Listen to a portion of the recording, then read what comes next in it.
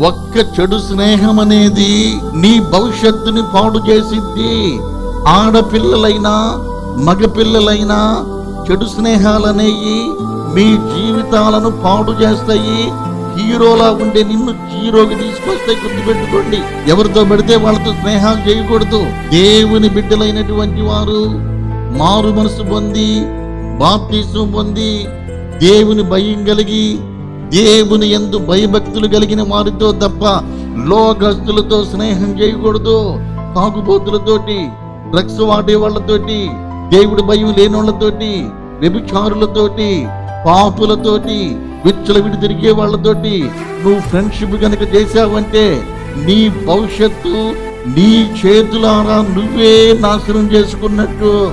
నీ ఆలోచన, నీ మనసు, నీ ఉద్దేశము చొప్పునే నువ్వు స్నేహము చెయ్యాలి.